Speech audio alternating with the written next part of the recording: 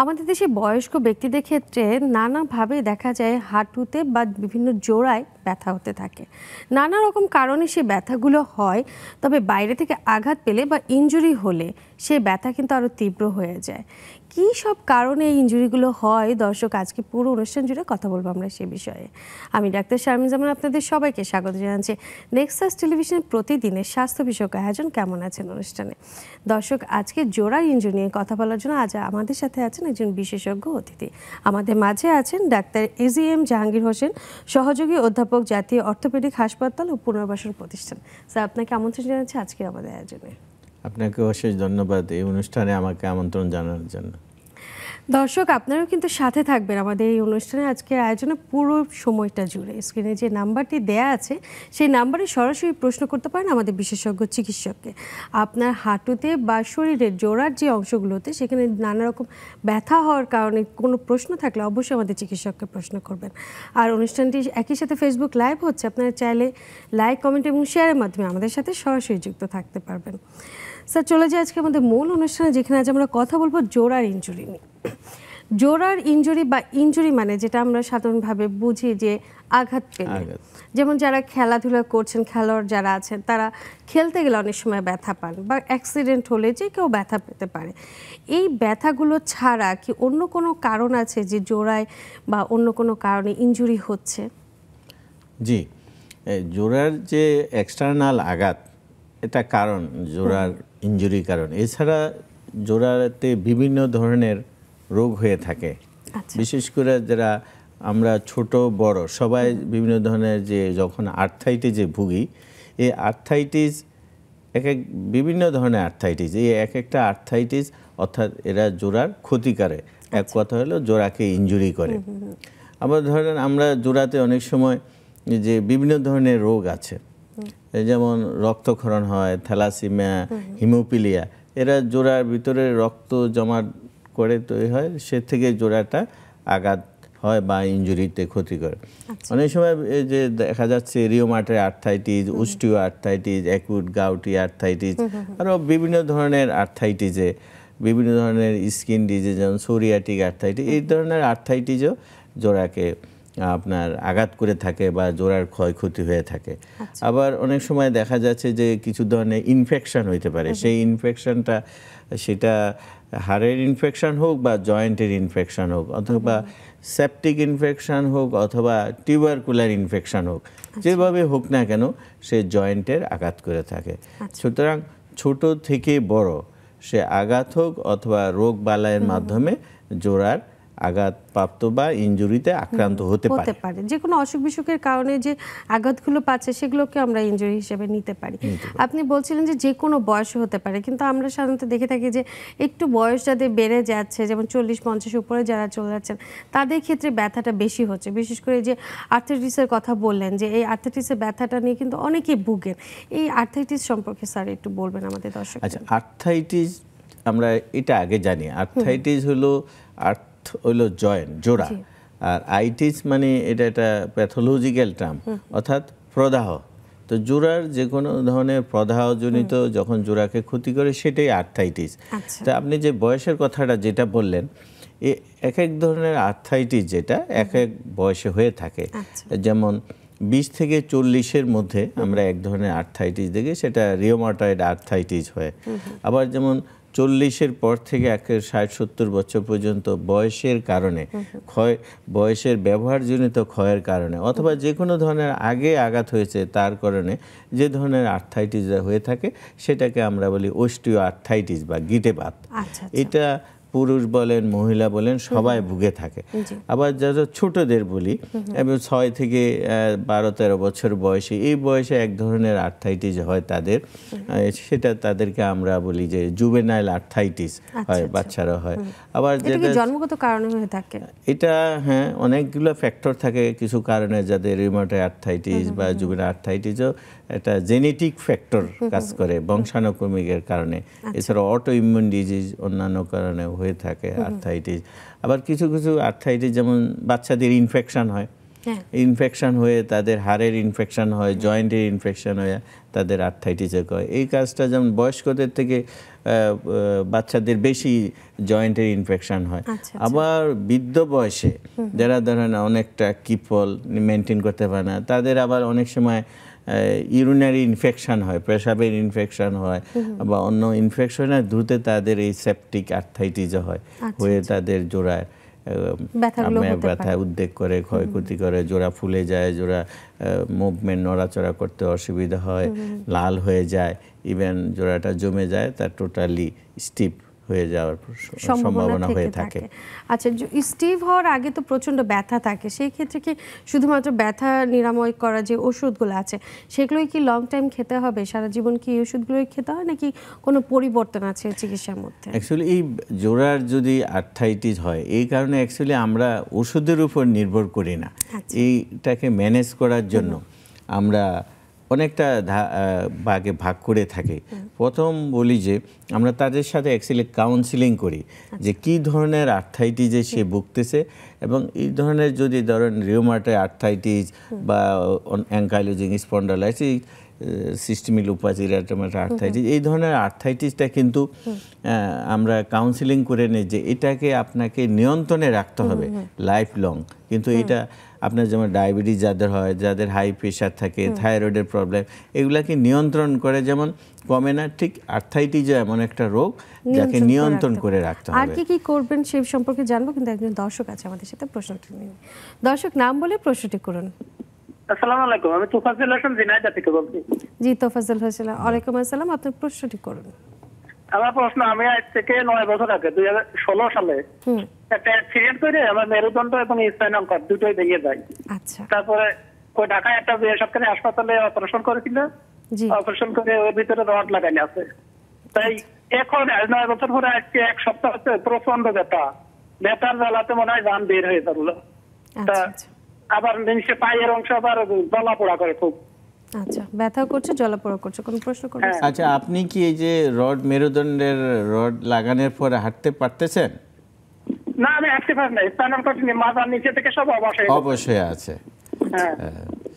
Actually উনি বোঝা যাচ্ছে যে অ্যাক্সিডেন্ট, যে আমাদের কথা শুনে আপনি বুঝেন, ওনার অ্যাক্সিডেন্টের পরে মেরুদণ্ডের যেখানে অ্যাক্সিডেন্ট হয়েছে নিচে টোটাল প্যারালাইসিস হয়ে গেছে। এটাকে আমরা ভাগ করি যে এত ধরনের type, severe variety, spinal injury, অথবা আমরা বলি যে ক্লাসিফাই করি গ্রেড। তারপর অ্যাকচুয়ালি ওনাকে কেন রড লাগানো হলো, আমরা ওনারে অপারেশন করার আগেও ডাক্তার জানতেন যে এটা ওনাকে, উনি আর ভালো হবেন না, এমন যখন সিভিয়ার ভ্যারাইটি থাকে। আমরা যদি বলি দুর্ঘটনার সময় হয়েছে, তখন অ্যাকচুয়ালি ওনাকে অপারেশন করে দেওয়া হয়েছে যে যাতে উনি বসতে পারেন, হুইল চেয়ারে চলাফেরা করতে পারেন, আর বেশি সামনের দিকে যেন তার এই নিউরোজনীয় ক্ষতি না হয়, তার যেটা মেরুদণ্ডটা বেঁকে না যাওয়া হয়, এই জন্য অপারেশনগুলো করা হয়েছে। এখন ওনার যে এখন প্রবলেমটা হঠাৎ করে ব্যথা, অ্যাকচুয়ালি ব্যথা অনেকগুলো কারণ হইতে পারে। পায়ের ব্যথা হয়তো যেটুকু, হয়তো কিছু কিছু স্নায়ু আছে, সেই স্নায়ুগুলোর মধ্যে কোনো প্রেশার হচ্ছে, বা স্নায়ুর যে প্রদাহ হয়, নিউরাইটিস হয়, সেই জন্য ব্যথা, অথবা মেরুদণ্ডে যে তার স্ক্রু রড লাগানো হয়েছে সেক্ষেত্রে কোনো কামে কোনো একটা জায়গা প্রদাহ হলো কিনা, অথবা কোনো একটু ইনফেকশন হয়েছে কিনা, অথবা কোনো স্ক্রু রড সেগুলো লুজ হয়ে যেতে পারে অনেক সময়, অথবা তার হাড়গুলো অনেক সময় অস্টিওপোরোসিস হয়ে যায়, দুর্বল হয়, সেই কথা। এখন উনি এটা থেকে ভালো হইতে হলে অ্যাকচুয়ালি দরকার হলো যে লোকাল ওই জায়গার এরিয়াটা একটা এক্সরে করে দেখে তারপর চিকিৎসকের পরামর্শ অনুযায়ী হয়তো কিছু ওষুধ নিলে, ব্যথার ওষুধ বা ভিটামিন খেলে হয়তো ব্যথা ওইটা কমে আসবে। সেক্ষেত্রে এই ধরনের মানে এই দুর্ঘটনায় যারা পড়ে এরকম কোমরের সমস্যা হয়ে যায়, তারা কি যারা সারা জীবন যে রডগুলো ভিতরে দিয়ে থাকে, এগুলো কি নিয়ে কি তাদেরকে চলতে হবে? সাধারণত মেরুদণ্ডের যে ইনজুরির কারণে, অ্যাক্সিডেন্টের কারণে যে ধরনের রডগুলো লাগানো হয়, অ্যাকচুয়ালি এটা আমরা খুলতে বলি না, এগুলো থেকেই যায়। যে এমন টাইপের এই যন্ত্রগুলা লাগানো হয়, এগুলা অনেকটা হাই কোয়ালিটির টাইটেনিয়াম, ভালো, যেগুলো একটু খরচ বেশি, অ্যাডজাস্ট করে যায়, খুলতে হয় না, অসুবিধা হয় না। তবে যে করে না তা না, অনেক সময় এগুলো অনেক সময় এই ইনফেকশনের কারণ হয়ে দাঁড়ায়, অনেক সময় স্ক্রুগুলা লুজ হয়ে যেতে পারে। সেক্ষেত্রে কি করা হয়? সেই ক্ষেত্রে হয়তো আবার রিভিশন করতে হয়, রিভিশন এগুলো খুলে আবার নতুন করে লাগাইতে হবে। আচ্ছা জি, অসংখ্য ধন্যবাদ। আমাদের সাথে আরেকজন দর্শক আছে, আমরা প্রশ্নটা নিই। দর্শক নাম বলে প্রশ্নটি করুন। আসসালামু আলাইকুম। ওয়ালাইকুম আসসালাম। আমার নাম আফজাল হোসেন, নাটোর থেকে বলছিলাম। জি আফজাল হোসেন, বলুন আপনার প্রশ্নটি। আমার দুই হাঁটু আর কি ফুলে গেছিল এক সময়, অল্প আগে আর কি। জি, ওই সময় অর্থোপেডিক ডাক্তারের সাথে দেখাছিলাম, ওখানে এক্সরে করে আর কি পানি জমিতে বলেছিল আর কি। কিছু ওষুধ খাওয়ার পর আর কি কমে নাই, পরে সেট দিয়ে ওষুধ খায় কমে আছে, কিন্তু এখন প্রতি শীত আসলেই শীতের আগে এই ব্যথা ভাব হয়, হাঁটা একটু সমস্যা হয়। আর ইঞ্জেকশন করেছিলাম আর কি। এখন কি করা যায়, যখন যে শীত মৌসুমে আর কি ব্যথা হয়, একটু সমস্যা হয়, তখন কি করবেন? আপনার ডায়াবেটিস আছে? জি জি। বয়স কত? 52। বুঝতে পারছি, আপনি উনার বয়স 52, ডায়াবেটিক পেশেন্ট। এই ধরনের রোগী সাধারণত আমরা ধরে নেই যে আর্থ্রাইটিস হয়েছে, বিশেষ করে অস্টিও আর্থ্রাইটিস। যাদের আবার ডায়াবেটিস থাকে এদের মাঝে মাঝে জয়েন্টে আপনার ফোদা হয়, বিভিন্ন ধরনের জয়েন্টের আশেপাশে যে বার্সা থাকে, আমরা বলি বার্সাইটিস হয়, লিগামেন্টের, তাছাড়া বিভিন্ন ধরনের মাসেলের টেন্ডন, টেন্ডিনাইটিস হয়। এই ধরনের বিশেষ করে ডায়াবেটিক পেশেন্টদের শোল্ডার, নি, এই কাঁধের এইগুলোর সমস্যা নেওয়া হয়। আর যাদের অস্টিও আর্থ্রাইটিস হয়ে গেছে তো মাঝে মাঝে হালকা পানি আসে, আবার এইটা বেশি আসে না, অনেক সময় কমে যায়। তো এটা চিকিৎসা হবে অ্যাকচুয়ালি শুধু যে ওষুধে না, কনজারভেটিভ। আমরা বলে থাকি আপনি সবসময় জোড়াটাকে নড়াচড়ার মধ্যে রাখবেন, হালকা এক্সারসাইজ করতে পারে, হাঁটতে পারে, হালকা জগিং করতে পারেন, দৌড়াইতে পারেন। এই ধরনের করে আপনার জোড়াগুলা, লিগামেন্টগুলা, জোড়ার আশেপাশের মাসেলগুলা শক্তি হবে, বলবান হবে, তাহলে উনি ভালো থাকবে। এছাড়া কিছু খাওয়া দাওয়া তো আছেই, ছোট গ্রিন ভেজিটেবলস থাকতে পারে, শাকসবজি, ছোট মাছ, এছাড়া ক্যালসিয়াম, ভিটামিন, আর জয়েন্টের কিছু আমরা বলি গ্লুকোসামাইন, কন্ড্রোইটিন, সালফেট, ভিটামিন ডি ইত্যাদি খেলে, এক্সারসাইজ করলে, অথবা লাইফস্টাইল কিছুটা চেঞ্জ আছে, যেমন ওজন কমাতে হবে, খাদ্যদ্রব্য নিয়ন্ত্রণ করতে হবে। হয়ে গেলে তো সেক্ষেত্রে পায়ের উপর একটা প্রেসার পড়ে, কিন্তু এই যে প্রেসার, ধরেন যে এই প্রেসার একটা বিরাট ফ্যাক্টর আর্থ্রাইটিসের জন্য। যে আমরা নর্মাল যে হাঁটাহাঁটি করি, আমার ওজনের 1.5 থেকে 2 গুণ ওজন একটা হাঁটুর মধ্যে দেওয়া যায়। আমি যখন সিঁড়ি ভাঙি তখন 3 থেকে 5 গুণ আমার ওজন হাঁটু দিয়ে পাস করে। আমি যখন নিচে বসি, যেমন আমরা নামাজের পথ নিলিং করি বা স্কোয়াটিং করি, বসি, সেক্ষেত্রে 8 গুণ আমার শরীরের ওজন হাঁটু দিয়ে যায়। তাহলে দেখেন কত বড় একটা স্ট্রেসফুল কন্ডিশন হাঁটুতে থাকে। এই জন্য ওজনটা কমানো আমাদের বিরাট একটা ফ্যাক্টর। যাদের এরকম হাঁটুতে সমস্যা হয়, দেখা যায় যে এই যে বলেন যে বসে নামাজ পড়ার যে ব্যাপারটা, এটা অনেকে অ্যাভয়েড করতে থাকেন, যে বসে নামাজ পড়লে পায়ে ব্যথা বাড়ছে বা হাঁটু ফুলে যাচ্ছে। সেক্ষেত্রে কি বসে থেকে কোনো কাজ করা বা নামাজ পড়া থেকে কি বিরত থাকবেন? না, যদি আমরা অ্যাকচুয়ালি এই ধরনের আর্থ্রাইটিস, যেটা দুইটা দিক আছে, আমরা এখনো যাদের আর্থ্রাইটিস হয় না বা আর্থ্রাইটিস হওয়ার শুরুর দিক, আরেকটা হলো যাদের অলরেডি আর্থ্রাইটিস হয়ে একটা তীব্র ভ্যারাইটি, সিভিয়ারিটি। তো যাদের আমরা মধ্যম টাইপ পর্যন্ত থাকে, আমরা বলি যে আপনার জয়েন্টটাকে যত মোবাইল রাখা যায়, নড়াচড়ার মধ্যে রাখা যায়, এই স্বাভাবিক নড়াচড়া করা যায়, এর আশেপাশে মাসেলগুলাকে এক্সারসাইজের মাধ্যমে শক্তিশালী রাখা যায়, ততক্ষণ তার হাঁটুটা ভালো থাকবে, স্বাভাবিক করবে, স্বাভাবিকভাবে নামাজ পড়া করবে, কোনো অসুবিধা হবে না।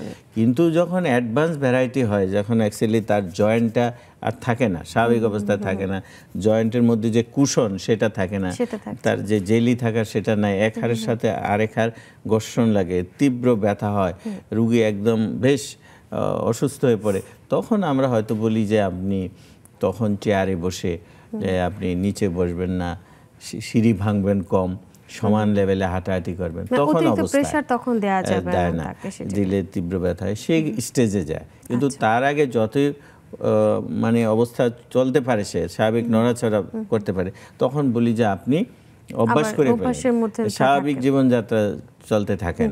তখন মেইনটেনেন্সগুলো একটু কমিয়ে দিতে হবে, তাই তো? আর এক্সারসাইজের তো কোনো বিকল্প নেই, এর সাথে তো এক্সারসাইজ করতে হবে। আমরা আর্থ্রাইটিস সম্পর্কে আরো কিছু জানবো, কিন্তু একটা ছোট্ট বিরতি থেকে আসে। দর্শক, সময় হয়ে গেলে ছোট্ট একটা বিরতি নিয়ে সাথেই থাকুন, ফিরছি কিছুক্ষণের মধ্যে।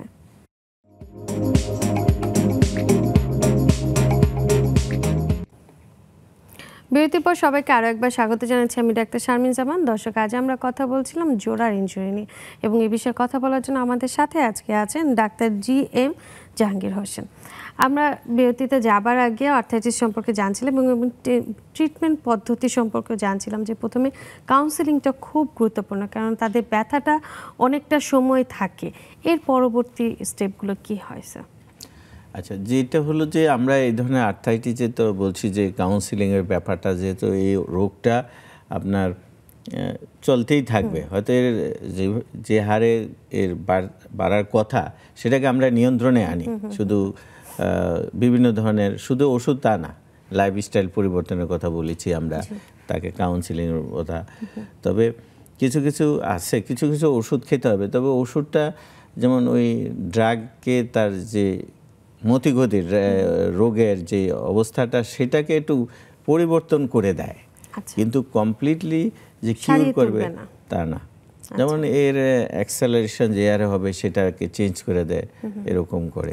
কিন্তু আলটিমেটলি এটাকে নিজেই অধিকাংশ কাজটা করতে হয় রোগী নিজকেই, মেনটেন করে চলতে হবে। যখন বেশি ব্যথা হবে হয়তো তখন একটু ব্যথার ওষুধ দিবে। এছাড়া কি স্যার গরম বা ঠান্ডা কোনো কিছু সেক নেওয়া বা পানি দেওয়া, এই জিনিসটা স্যার কতটুকু উপকার বা আরামদায়ক হয় কিনা? এটা যখন যে কোনো রোগেই, যখন বা যে কোনো অ্যাক্সিডেন্ট হোক, সেটা জোড়ায় হোক, মাসেলে, পেশিতে যে হোক, আমরা প্রথম অবস্থায় বলি যে এখানে ঠান্ডা সেক দেবেন, বা আইস, ছোট আইসের টুকরাগুলো প্লাস্টিকের ব্যাগে নিয়ে দিতে হবে, 10 মিনিট বা অথবা 15 মিনিট অন্তর অন্তর লাগাইতে হবে কিছু সময়ের জন্য। এটা হলো যখন অ্যাকিউট কন্ডিশন। ঠিক যখন একটা রোগ দীর্ঘদিন ধরে সে আর্থ্রাইটিসে ভুগতেছে, হঠাৎ করে একটা অ্যাক্সেলারেট হলো, যেমন রোগটা হঠাৎ বেড়ে গেল, অ্যাকিউট অ্যাটাক হলো, তখন আমরা বলি যে ঠান্ডা সেক দিলে কিছুটা কমে আসে। যখন এই রোগটা দীর্ঘদিন ধরে চলতে থাকে, অর্থাৎ ক্রনিক হয়, সেই ক্ষেত্রে আমরা বলি যে আপনি সেই ক্ষেত্রে হালকা কুসুম গরম পানির সেক দিলে ভালো। ইভেন এইটা যে হালকা কুসুম গরম পানি, হাইড্রোথেরাপিও আমরা দিয়ে থাকি বিভিন্ন ধরনের আর্থ্রাইটিসে, যে আপনি হালকা কুসুম গরম পানির মধ্যে হাঁটবেন, হাতটা ভিজিয়ে রাখবেন, পাওটা ভিজিয়ে রাখবেন, এরকম কথা। তবে কিছু কিছু যে চেঞ্জ আছে, অনেক সময় যেমন একটু এক্সারসাইজ করতে গেলে ব্যথা বেড়ে যেতে পারে, সেই ক্ষেত্রে আমরা বলি যে আপনি তাহলে প্রথম হালকা গরম সেক দিয়ে ব্যথাটা কমিয়ে রাখেন, তারপরে যখন এক্সারসাইজের পর অনেক ব্যথাই বেড়ে যায়, বিশেষ করে হাঁটু ব্যথা, কাঁধের ব্যথাগুলো, সেক্ষেত্রে পরে যখন বেড়ে যায় সেক্ষেত্রে একটু ঠান্ডা সেক দিবেন, তাহলে ব্যথাটা কমে যাবে, অনেকটা আরাম পাবে। অথবা অল্টারনেটলি গরম ঠান্ডা সেক দিতে হবে। তবে যে কোনো অ্যাকিউট কন্ডিশনে যখন তীব্র ব্যথা, প্রদাহ, ফুলে যায়, লাল হয়ে যায়, সেক্ষেত্রে ঠান্ডা সেক দিতে হবে, এই ক্ষেত্রে দিতে হবে। আচ্ছা স্যার, জোড়ার যে ইনজুরিগুলোর কথা শুনছিলাম, এর মধ্যে স্যার লিগামেন্টের একটা ইনজুরি যেটা হয় বেশিরভাগ ক্ষেত্রে খেলোয়াড়দের হয়, যে হাতে পায়ে যে লিগামেন্টগুলো থাকছে ওখানে টান লাগলে ইনজুরি হচ্ছে, সেক্ষেত্রে ব্যথা হচ্ছে। এই খেলোয়াড়দের ছাড়া কি অন্য কোনো, মানে যারা সাধারণ মানুষ আছে তাদের ক্ষেত্রেও কি লিগামেন্টে ইনজুরি হতে পারে?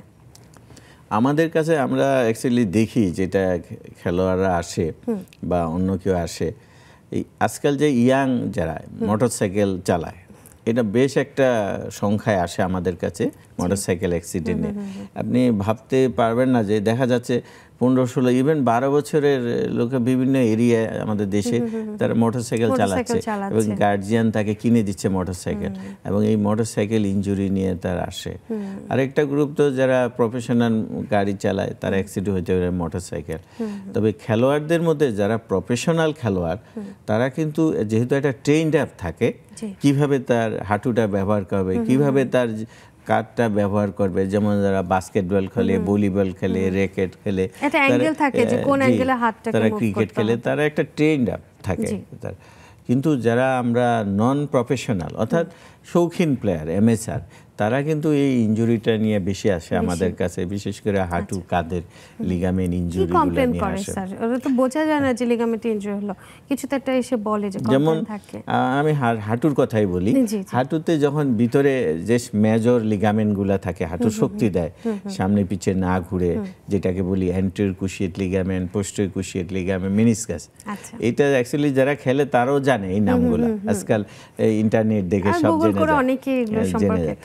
এদের যদি এগুলা হঠাৎ হাঁটুতে টুইস্টিং ইনজুরি হলো, অনেক সময় দেখছে বলকে কিক করতে গেছে, হাঁটু বলে না লেগে আকাশের মধ্যে হাঁটুটা ঘুরে গেছে, অথবা অন্যের পায়ে লেগে গেছে এরকম, বা অথবা অ্যাক্সিডেন্ট, তখন দেখা যায় যে শব্দ শুনতে পায়, একেবারে বিরাট একটা শব্দ।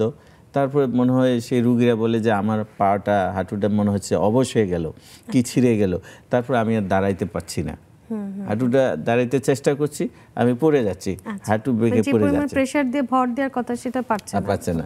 তখন যদি জেনুইনলি তার লিগামেন্ট ইনজুরি হয়, তখন সে কিন্তু আর খেলতে পারবে না, অন্যরা ধরে তাকে মাঠের থেকে নিয়ে আসতে হবে। আর যারা হয়তো একটু মচকাচ্ছে লিগামেন্ট, সেই কথা হয়তো সে চলে আসে, খেলতে পারে না, নিজেই একা একা ধরে চলে আসে, এরকম হয় হাঁটুর ক্ষেত্রে। আবার যদি অ্যাকিউট খেলতে গিয়ে অ্যাক্সিডেন্টে ইনজুরি হয়, তার মানে কাঁধে অনেক সময় যে মাসেল ছিঁড়ে যায়, কাঁধের পেশি ছিঁড়ে যায়, ভিতরে ল্যাব্রাম লিগামেন্ট ছিঁড়ে যায়, জোড়া ছিঁড়ে যায়, এই একদম বিশেষ করে কাঁধের জোড়া ছুটে যায়, কাঁধের জোড়া ছুটে যায় একেবারে। তো একেবারে রুগী বলে যে আমার হাতটা অবশ হয়ে গেছে, আমার হাতটা ঠিক জায়গায় না, নড়াচড়া করতে পারছি না, মনে হচ্ছে এত তীব্র ব্যথা হয় যে নড়াচড়া করতে পারছে না, মনে হচ্ছে অবশ হয়ে যাচ্ছে, সব ছিঁড়ে যাচ্ছে। তখন সে যে পজিশনে ছুটে ওই পজিশন নিয়ে আসে। এই ধরুন হয়তো দ্রুত অন্যেরা অনেক সময় টান দিয়া অনেক সময় বসাইতে পারে, অথবা আরো টান দিলে দেখা যাচ্ছে আরো বেশি লিগামেন্ট চলে আসে, এই হইতে পারে। অনেক সময় যে হাসপাতালে যেতে যাচ্ছে পথে অনেক সময় বসে যায়, কাঁধের জোড়া এমনও হয় বসে গেছে, বল এন্ড সকেট টাইপ, এই জন্য অনেক সময় বসে যেতে পারে। এগুলা যখন একবার জোড়া ছুটে বা লিগামেন্ট ইনজুরি হয়, তো এগুলা জোড়াগুলা বারবার ছুটার প্রবণতা থাকে যদি আমরা প্রাথমিকভাবে ভালোভাবে চিকিৎসা না নেই। যেমন প্রাথমিকভাবে আসলে একটা জোড়া ছুটা নিয়ে, বিশেষ করে কাঁধের জোড়া, আমরা বসিয়ে দিয়ে 2 থেকে 3 সপ্তাহ তার হাতটাকে রেস্টে রাখি, তারপরে খোলার পর একটা এক্সারসাইজের মাধ্যমে স্বাভাবিক নড়াচড়ায় দেই। কিন্তু এটা যদি ঠিক মতো না হয়, পরবর্তীতে তার যে পেশি শক্তিশালী হওয়ার ব্যায়াম, কিভাবে হাত নড়াচড়া করাবে, কিভাবে বল থ্রো করবে, কিভাবে টান দিবে, কিভাবে একটা জিনিসকে ধাক্কা দিবে, অর্থাৎ কিভাবে তুলবে, এগুলা অ্যাকচুয়ালি প্রশিক্ষণভাবে নিতে হয়। না করলে দেখা যাচ্ছে যে তার জোড়াগুলা বারবার ছুটে যায়। এখন যখন বারবার এই জোড়া ছুটে যায়, তত পরিমাণ লিগামেন্ট ইনজুরি হয়, ড্যামেজ হইতে থাকে, তার হাড় ভেঙে যায়। সেক্ষেত্রে কি স্যার নতুন করে লিগামেন্ট তৈরি করা বা প্রতিস্থাপন কি করা সম্ভব? হ্যাঁ, আমরা আজকাল অ্যাকচুয়ালি আমরা এখন চিকিৎসা ব্যবস্থা এত অত্যাধুনিক, আমরা সাধারণত না কেটেই এই লিগামেন্টগুলোকে রিপেয়ার করি, অথবা নতুন লিগামেন্ট তৈরি করে দেই ভিতরে। এটা কি সম্ভব নতুন করে লিগামেন্ট তৈরি করা? এটা কি আর্টিফিশিয়াল হয়? এটা আর্টিফিশিয়াল হয়, কিন্তু আমরা শরীরের এক জায়গা থেকে আরেক জায়গায় নিয়ে, আল্লাহ তাআলা আমাদের শরীরটাকে এমন ভাবেই করছে যে অ্যাকসেসরি কিছু থাকে, সেই অ্যাকসেসরিটা নিয়ে আমরা নতুন করে লাগিয়ে দিই, যাতে আগের অবস্থায় ফিরে যায়। সেক্ষেত্রে যে আগে যেমন একটা ব্যাপার থাকতো যে মানে বারবার খুলে যাওয়া বা সরে যাওয়া, যে এই সেক্ষেত্রে তো আর হবে না। না, এটা আমরা যখন নতুন করে লাগিয়ে দেই ঠিক আগের মতোই কাজ করে, কিন্তু যদি আবার নতুন করে সে কোনো একটা অ্যাক্সিডেন্ট ফেস করে, এটা তো হতেই পারে। এটা তো হাঁটুর ক্ষেত্রে কি স্যার একই ভাবে কি লিগামেন্ট ইনজুরি? হাঁটুর লিগামেন্ট যে ইনজুরি হয় সেগুলো আমরা এরকম না কেটে আর্থ্রোস্কোপিক যন্ত্রের সাহায্যে হাঁটুর পাশের থেকে অথবা গোড়ালির পাশের থেকে এরকম একটা এক্সট্রা লিগামেন্ট নিয়ে ভিতরে আগে যেই পজিশনে ছিল সেই পজিশনেই আর্থ্রোস্কোপির সাহায্যে লাগিয়ে দিই, এবং ওকে হয়তো এমন ধরনের স্ক্রু দিয়ে সেট করি যে ওই স্ক্রুটা একটা নির্দিষ্ট সময় হাড়ের সাথে মিশে যায়, আর খুলতে হয় না, খোলাটা দরকার হয় না। এই চিকিৎসাগুলো কি খুব বেশি ব্যয়বহুল বা অনেক সময় সাপেক্ষ ব্যাপার? না, এই চিকিৎসা তো ডেইলি। আপনি রুগী সকালে আসবেন, আমরা অপারেশন করে দেব 1 ঘন্টা বা 40 মিনিটের মধ্যে, বিকালে চলে যেতে পারে রুগী, যেহেতু কোনো কাটা ছিঁড়া নাই, ছোট 2-3টা ছিদ্রের মাধ্যমে। একটু অন্য সার্জারির থেকে একটু ব্যয়বহুল, কারণ কি এর প্রতিটা জিনিস আমাদেরকে বাইরের থেকে আনতে হয়, আমাদের দেশে এর কিছু হয় না। সুতরাং যে স্ক্রুটা হাড়ের সাথে একটা নির্দিষ্ট তৈরি হবে সেটা বাইরের, যে সুতা আমরা ব্যবহার করি তার ভিতর তাও বাইরের, সুতরাং একটু ব্যয়বহুল। কিন্তু ব্যয়বহুল তার মানে না তার চেয়ে ধরেন সিঙ্গাপুর, থাইল্যান্ড, ইন্ডিয়া যে হয় তার চেয়ে অনেক কম। আপনি আমার এক ডাক্তার স্যার এই ধরনের লিগামেন্টের কথা চিন্তা করলে মনে করে যে এটা তো খুব জটিল একটা সমস্যা, এটা নিয়ে আমি দেশে বাইরে চলে যাচ্ছি, বাইরে যে ট্রিটমেন্ট করে আবার আসছে। বাইরে চিকিৎসা, আমার কাছে এমন রোগী আসছে যে বাইরে চিকিৎসা করছে, ধরেন যে কোনো জায়গায় আমার বলবো না, চিকিৎসা করে পথে ফেরার পথে প্লেনে ফিরতেছে, ওখানে আবার জোড়া ছুটে গেছে। আচ্ছা, তো ওখানেও তো এরকম হয়, হতেই পারে অ্যাক্সিডেন্ট, তাই না? সুতরাং এইটা অ্যাক্সিডেন্ট, সে চিকিৎসা নিয়ে ফেরার পথে। সেক্ষেত্রে আমাদের দেশে তো অসাধারণ চিকিৎসা তো জি, আমাদের দেশেই এগুলো এখন আর বাইরে যেতে হয় না, আমাদের দেশেই এটা অত্যাধুনিক চিকিৎসা ব্যবস্থা হয়ে থাকে এখন। আচ্ছা, কোথায় কোথায় এই চিকিৎসাগুলো হয় জানবো, কিন্তু একজন দর্শক আছে আমাদের সাথে। দর্শক, নাম বলে প্রশ্নটি করুন। আসসালামু আলাইকুম, আমার নাম জহুরুল ইসলাম লিটন, আমি ঢাকা নারায়ণগঞ্জ থেকে বলছি। জি, ওয়ালাইকুম আসসালাম লিটন, আপনার প্রশ্নটি করুন। জি, আমার প্রশ্ন হচ্ছে, আমি 90 দশকের ন্যাশনাল প্লেয়ার ছিলাম। জি, তো আমার লিগামেন্ট, এসিএল ইনজুরি আর কার্টলেস, যেটা মেনিসকাস বলে, মেনিসকাসটা কিছুটা ড্যামেজ হয়। তখন ওই ডক্টর সালেক তালুকদারের কাছে গিয়েছিলাম, সে বলেছিল যে আমার একটা সার্জারি করতে হবে, তখন অর্থোস্কোপি অ্যাভেলেবল ছিল না। তো ওই বলছে পুরোটা ওপেন করতে হবে, ওপেন করে ভিতরে দেখতে হবে কি কি ড্যামেজ হয়েছে। তা আমি আর ওইটা করিনি। এখন আমি বাংলাদেশ ফুটবল ফেডারেশনের একজন গ্রাসরুট ফুটবল কোচ। আমি মাঝে মাঝে বাচ্চাদেরকে খেলা শিখাইতে গেলে একটু জয়েন্টে একটু ব্যথা হয়, আবার একটু লুজ ফিল করি। 100% শিওর যে আমার ক্রোশেট পুরোটা কাটে নাই, কিছু না কিছু ড্যামেজ হয়েছে। এই বিষয়ে আমি আমার জয়েন্টটাকে যদি আমি পুনরায় কিছুটা সার্জারি পরে কিছু করা কি সম্ভব? জি, আপনার ধন্যবাদ। আপনার বয়স কত? আমার বয়স হচ্ছে 50। অ্যাকচুয়ালি খুব ভালো। ওই সময় এই ধরনের আর্থ্রোস্কোপিক সার্জারি ছিল না, এটা বেশি দিন হয় না। অ্যাকচুয়ালি এই আর্থ্রোস্কোপিক সার্জারিটা এই দেশে আমরাই শুরু করেছি, বেশি দিন আগে হয় না। আর যে ডক্টর সাহেবের কথা ছিল, উনি হয়তো ওপেন করে কথা বলছিলেন। অ্যাকচুয়ালি যখন আমাদের দেশে এই আর্থ্রোস্কোপি ছিল না, দুই একজনে হয়তো ওপেন করে করতে হয়েছে। তো উনি যখন এই সার্জারিটা করে নাই, অ্যাকচুয়ালি জয়েন্টের যে আপনি দেখেন যে একটা ঘর মেনটেন করতে হলে 4টা পিলার দরকার, 4 কোণায়। তো একটা পিলার যদি ড্যামেজ হয় তাহলে তো একটু উঁচু নিচু হয়ে যাবে, তাই না? আমার আমি যে হাঁটি 2 পা দিয়ে, আমার পা যদি একটা ছোট হয়, আমি তো একটু খোঁড়ে খোঁড়ে হাঁটবো। তো এই খোঁড়ে হাঁটতে গেলে আমার বিভিন্ন জয়েন্টের মধ্যে এফেক্ট পড়ে যাবে, যেতে আমার একটা ব্যালেন্স নাই। তেমনি উনি বলছে যে মেনিসকাস ইনজুরি হয়েছিল, লিগামেন্ট ইনজুরি ছিল। যে আমাদের যে বর্তমানে যে আমরা দেখি যে এটা যে মেকানিক্যাল আমরা স্টাডি করি, দেখেছি যে একটা লিগামেন্ট ইনজুরি যদি হয় বা মেনিসকাস ইনজুরি হয়, এটা যদি ঠিকমতো রিপেয়ার না হয় 3 সপ্তাহ পরেই তার জয়েন্টের একটা ড্যামেজ শুরু হয়ে যায়, ক্ষতি শুরু হয়ে যায়। সুতরাং উনি লং টাইমে আছেন, তাই উনার হয়তো অনেক চেঞ্জ হয়েছে জয়েন্টে।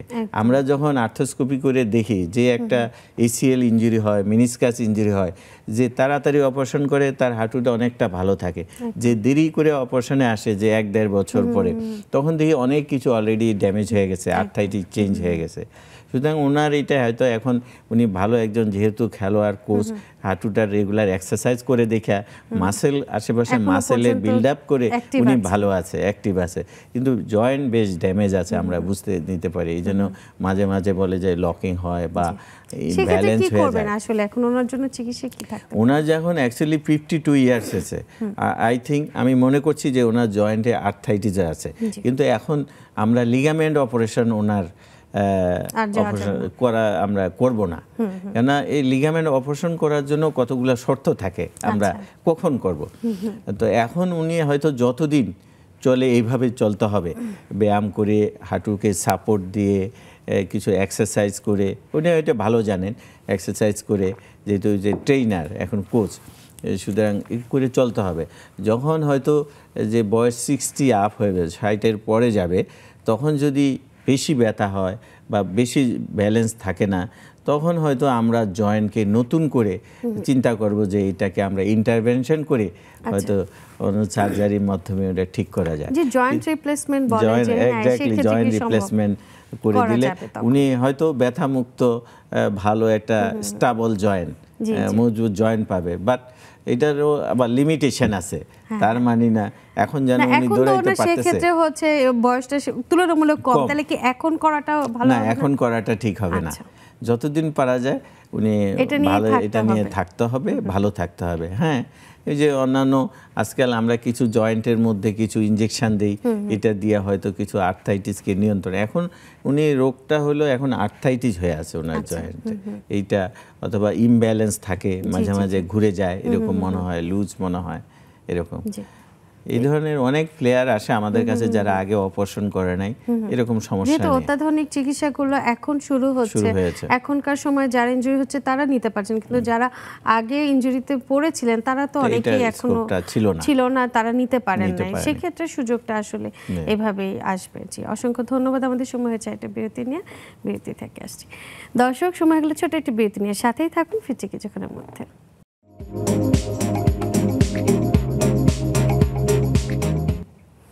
বিরতির পর সবাইকে আরও একবার স্বাগত জানাচ্ছি। আমি ডাক্তার শারমিন জামান। দর্শক, আজ আমরা কথা বলছিলাম জোড়ার ইনজুরি নিয়ে, এবং এই বিষয়ে কথা বলার জন্য আজ আমাদের স্টুডিওতে আছেন doctor GM Jahangir Hossain. Sir, আমরা অনেক কিছু জানলাম যে আসলে কী কী কারণে ইনজুরি হয়, তবে কিছু ক্ষেত্রে দেখা যায় নারীদের বা পুরুষদের ক্ষেত্রে হাত তুলতে কষ্ট হয়, বা অনেক নারীরা বলেন যে আমি ব্রাশ করতে, চুলে যখন চিরুনি করছে তখন হাত তুলে চিরুনি করতে পারছে না। সেক্ষেত্রে আসলে কি স্যার জোড়াতে সমস্যা হচ্ছে না মাসেলের সমস্যা হচ্ছে? এখন আমরা সাধারণত এই ধরনের রুগী যখন আসে তো ওনার অসুবিধার কথাগুলো শুনি, উপসর্গ, তারপর ওনার ফিজিক্যালি দেখি। এখন এই যে নারীরা আপনি কথা বলছেন, দেখা যাচ্ছে যে এরকম 40 থেকে 50-60-এর অধিকাংশ আসে আমাদের কাছে ফ্রোজেন শোল্ডার নিয়ে। ফ্রোজেন শোল্ডারটা কি?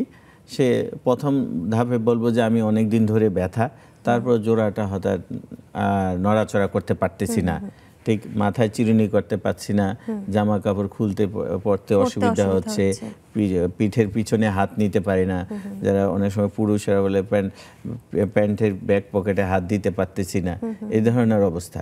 এখন এটা ফ্রোজেন শোল্ডার আমরা তখনই বুঝি যে আমিও তাকে পরীক্ষা করে দেখলাম যে পারছি না, সেই নিজেও পারছে না।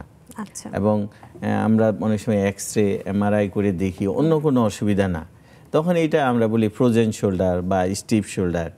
এখন এটার হওয়ার হয়তো অনেকগুলা কারণ, যাদের ডায়াবেটিস থাকে, তাদের বিভিন্ন আপনার এন্ডোক্রাইন সমস্যা থাকে, যাদের হার্টের সমস্যা থাকে, ফুসফুসের সমস্যা থাকে, এরা সাধারণত এই ধরনের ফ্রোজেন শোল্ডার বা কাঁধের সমস্যা নিয়ে ভুগতে থাকে আর বেশি। তো এই কাঁধের যেটা ফ্রোজেন শোল্ডার, তখন এই গ্রুপটা সাধারণত আমরা ওদেরকে কাউন্সেলিং করি যে একটা সময় লাগবে ভালো হতে, কারো হয়তো 6 মাস, কারো 9 মাস, ইভেন 1-1.5 বছর পর্যন্ত এই ফ্রোজেন শোল্ডারটা থাকতে পারে। মানে এই অটোমেটিকই এতদিন থাকার পর আস্তে আস্তে ভালো হয়ে যায় নাকি কোনো চিকিৎসা?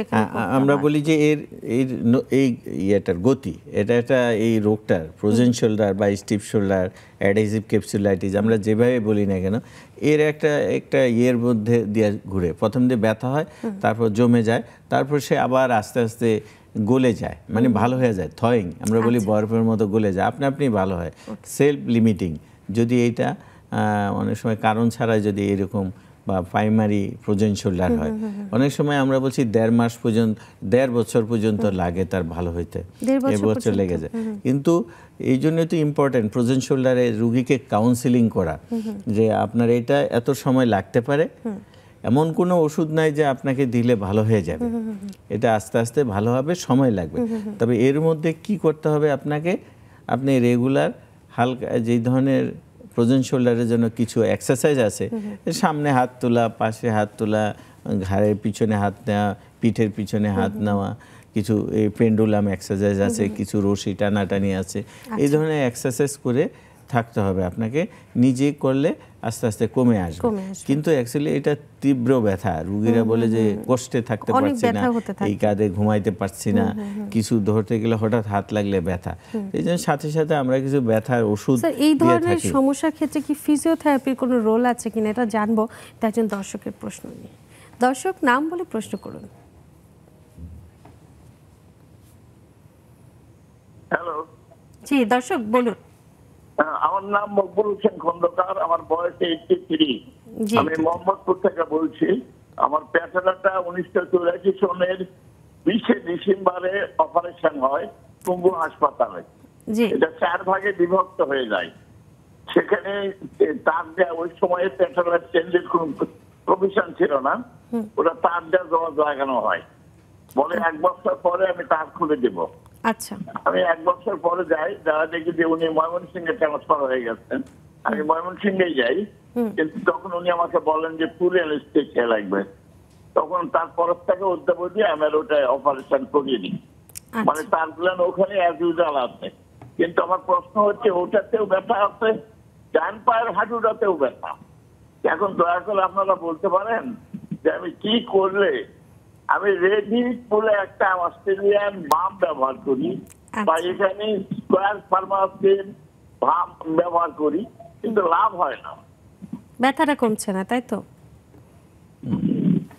প্রশ্ন করেছেন।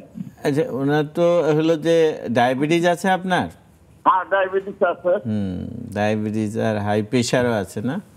হ্যাঁ, প্রেশার আছে, সবই আছে। আচ্ছা, ঠিক আছে, বুঝতে 83 ইয়ার্স আপনি, তাই তো? ঠিক আছে, আমরা আপনি শুনুন আমাদের কথাবার্তা। অ্যাকচুয়ালি এক পায়ে অপারেশন হয়েছে, পেটেলার উনি তারগুলো এখনো আছে, খুলে নেই, এটা জোড়া লেগে গেছে, এই জন্য আছে। তো যখন হাড়কে আমরা ফিক্স করি ভাঙার পরে, তখন যখন সে জোড়া লেগে যায় তখন স্ক্রু অথবা তার কোনো ফাংশনলেস, সে এমনি থেকে যায়। এই জন্য তো এখানে তো একটা অ্যাকচুয়ালি ওনার বয়স এত, কিছুটা আর্থাইটিস হয়েছে। আবার এই ধরনের ইনজুরি হইলেও হাড়ে কিছুটা যখন জয়েন্টের মধ্যে হাড় ভেঙে যায়, তার পরবর্তীতে জোড়া লাগলেও কিছু আর্থাইটিস হয়, সেই জন্য অ্যাকচুয়ালি ব্যথা। আর ওপর যে ওই অপর হাঁটুতেও ব্যথা, সেটাও আর্থাইটিস। তো উনি বিভিন্ন ধরনের ওষুধ খাচ্ছে, বিভিন্ন বাম উপরে যে অ্যানালজেসিক লাগাচ্ছে। যে এগুলা হলো যে ওই যে আমি বলছি যে একটা জয়েন্ট আল্লাহ তাআলা এমনভাবে তৈরি করে দিচ্ছে যে 20 বছরের জয়েন্ট আর 80 বছরের জয়েন্ট একরকম হবে না। এটা বয়সের একটা তারতম্য, ওয়ারাজনিত ক্ষয় হবেই, এটা একটা স্টেজে আছে। সেই ক্ষেত্রে হয়তো এই ওনার জয়েন্টে যেরকম আছে, এই স্টেজে হয়তো উনি ব্যথামুক্ত একটা সুন্দর হাঁটতে হলে এবং ওষুধ কম খেয়ে থাকতে হলে হয়তো ওনার প্রয়োজন ছিল হয়তো জয়েন্ট রিপ্লেসমেন্টের, নতুন একটা জোড়া লাগা দেওয়া। এই জয়েন্ট জোড়া লাগালে আমরা নতুন জয়েন্ট রিপ্লেসমেন্ট করলে আমরা সাধারণত 20 থেকে 25 বছর একটা হয়তো লনজিভিটি থাকবে জয়েন্টের। সেক্ষেত্রে ব্যথা কি কমবে? ব্যথা কমে যাবে, ব্যথা থাকবে না, স্বাভাবিক মোটামুটি চলাফেরা করতে হবে, যদি কোনো জটিলতা না হয়। তাহলে রিপ্লেসমেন্ট করলে ভালোই থাকে যে কোনো অবস্থা। কিন্তু যে কোনো রিপ্লেসমেন্ট তো যত আর্লি বয়সে করা যায়, কম বয়সে করা যায়, সেক্ষেত্রে ভালো না। ওনার বয়স তো প্রায় না 83। অ্যাকচুয়ালি জয়েন্ট রিপ্লেসমেন্টই হলো একটা চিকিৎসা যেটা আমরা 60-এর পরে করতে বলি। তবে কিছু কিছু যেমন অনেকে যখন আর্লিতে আর্থাইটিস হয়ে, যেমন রিউমেটয়েড আর্থাইটিস, অ্যাঙ্কাইলোজিং স্পন্ডোলাইটিস হয়ে হিপ জয়েন্ট, নি জয়েন্টগুলা নষ্ট হয়ে যায় আর্লি এজে, তখন আমরা আর্লি এজে আমরা বলি যে রিপ্লেসমেন্ট। অনেক সময় এবিএন একটা কথা আছে, মানে অ্যাভাসকুলার নেক্রোসিস, বিশেষ করে আমাদের এই হিপ জয়েন্টে হচ্ছে। এই যে করোনা ভ্যাকসিনের পরে বা করোনার সময় যে আমরা কোভিডের যে ওষুধ খেয়েছি, বিভিন্ন স্টেরয়েড, এরপরে দেখছি যে অল্প বয়সে অনেকে আমাদের কাছে এরকম হাড়ের ক্ষয়, নেক্রোসিস নিয়ে আসছে, বিশেষ করে হিপ জয়েন্ট, তখন আমাদেরকে রিপ্লেসমেন্ট করতে হয়েছে অল্প বয়সে। ইভেন 22-23 বছরদের ছেলেদেরকেও আমরা রিপ্লেসমেন্ট করছি জয়েন্ট। তো ওনার জন্য হলো আমরা এক্সারসাইজ করে, ব্যায়াম করে, ব্যথার ওষুধ খেয়ে, যেভাবে যদি একদমই না যায় সেক্ষেত্রে রিপ্লেসমেন্ট করা সম্ভব। আমাদের সাথে আরেকজন দর্শক আছেন। দর্শক, নাম বলে প্রশ্ন ঠিক করুন। জি, মোমিনুল ইসলাম। আমার নাম নুরুল ইসলাম, আগারগাঁও থেকে বলেন। দর্শক, আপনার টেলিভিশনের ভলিউমটা একদম কমিয়ে দিয়ে আমাদের সাথে কথা বলুন। আমি প্রথমে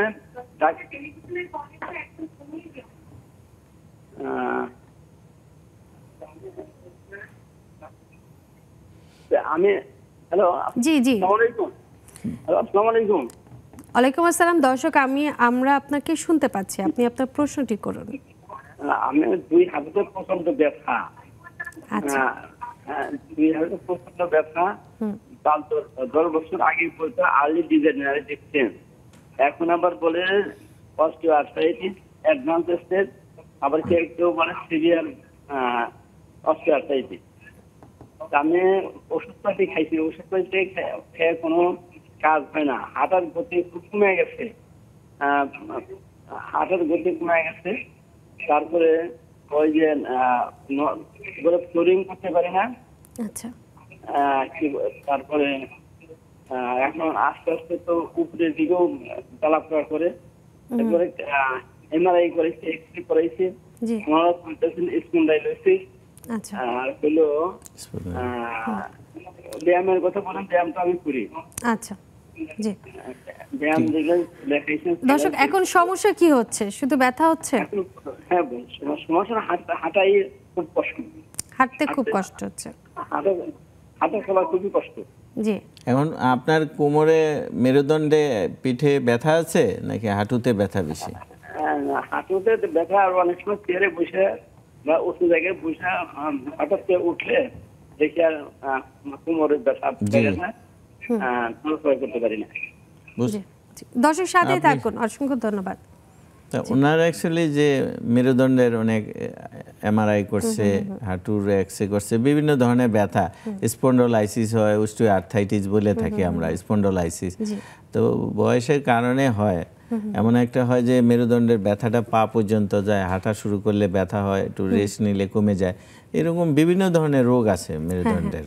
তাই অ্যাকচুয়ালি প্রথম দিকে কনজারভেটিভ চিকিৎসায় ভালো হয়, কিন্তু যখন লেট স্টেজে যায়, বয়সের কাছে অনেক কিছু চেঞ্জ হয়, সেই ক্ষেত্রে দুই একটা পয়েন্টে হয়তো আমরা বলি ডিকম্প্রেশন লাগে, করলে দেখা যায় নার্ভগুলা ফ্রি হয়ে যায়, ওই নার্ভগুলা কম্প্রেশন কমে যায়, তখন হাঁটতে পারে। তেমন ওই যে হাঁটু তো ঠিক ওই রকম অস্টিওআর্থ্রাইটিস হয়েছে ওনার বয়সের কারণে, বসতে উঠতে কষ্ট হয় বসা থেকে। তো এগুলাকে রিলিফ পাইতে হলে ওই একই কথা, লাইফস্টাইল চেঞ্জ করতে হবে, বেশিক্ষণ বসা দাঁড়ানো থাকা যাবে না, সমান লেভেলে হাঁটাহাঁটি করতে হবে, সিঁড়ি ভাঙতে হবে কম, উঁচু মেনটেন করতে হবে, এক্সারসাইজ করতে হবে, স্বাভাবিক সামর্থ্যের মধ্যে কিছু খাওয়া দাওয়া আছে সেগুলো করতে হবে। এই ধরনের সমস্যায় পড়লে দেখা যায় যে ভিটামিন সাপ্লিমেন্ট খাচ্ছেন বহুদিন, ভিটামিন ডি, ক্যালসিয়াম সাপ্লিমেন্ট মাসের পর মাস, বছর পর বছর অনেকেই খাচ্ছেন, এটা কি কোনো উপকার হয়?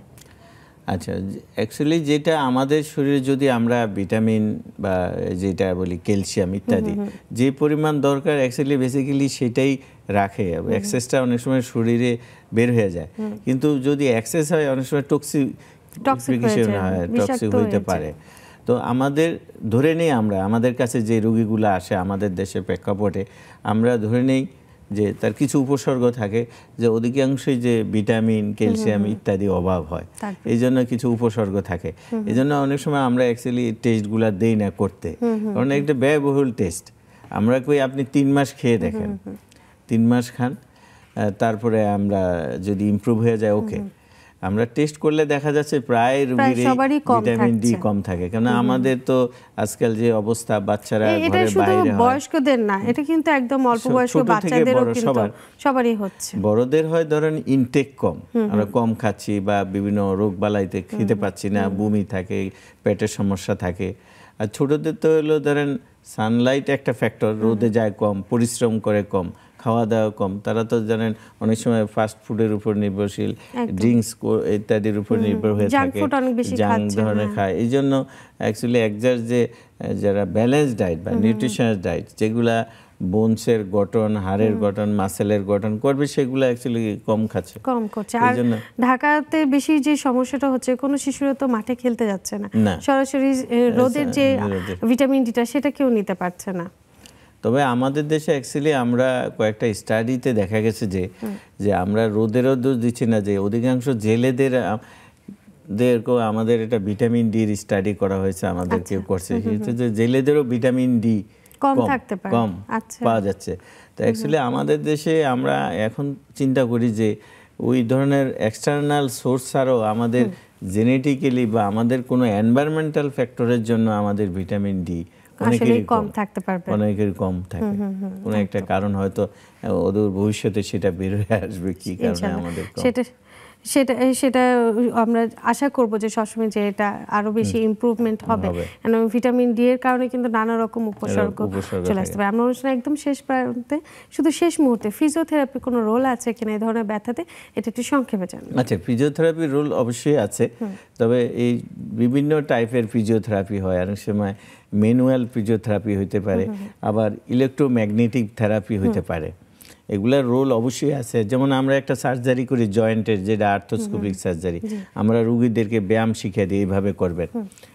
অনেক সময় যে কিছু ইনস্ট্রুমেন্ট বা ইলেকট্রোম্যাগনেটিক থেরাপিও লাগে, যেমন আল্ট্রাসাউন্ড আছে, শর্ট ওয়েভ আছে, আইআরআর আছে, টেন্স আছে, এগুলার অবশ্যই রোল আছে। এগুলা সেক্ষেত্রে উপকার পাবে। অসংখ্য ধন্যবাদ doctor G M Jahangir Hossain, আপনি এত ব্যস্ততম সময়ের মধ্যে আমাদের আজকে সময় দিয়েছেন। অসংখ্য ধন্যবাদ আপনাকে। দর্শক ধন্যবাদ আপনাদেরও যারা এতক্ষণ আমাদের সাথে ছিলেন। আসলে এই ব্যথাগুলো কিন্তু আপনি স্বাভাবিকভাবে একটু চাইলে নিয়ন্ত্রণে রাখতে পারেন। এজন্য সুষম খাবার এবং নিয়ন্ত্রিত জীবনযাপন দুটোই কিন্তু অত্যাবশ্যক। সবাই সুস্থ থাকবেন, ভালো থাকবেন, দেখা হবে অন্য কোনো পর্বে। আজ বিদায়, শুভরাত্রি সবাইকে।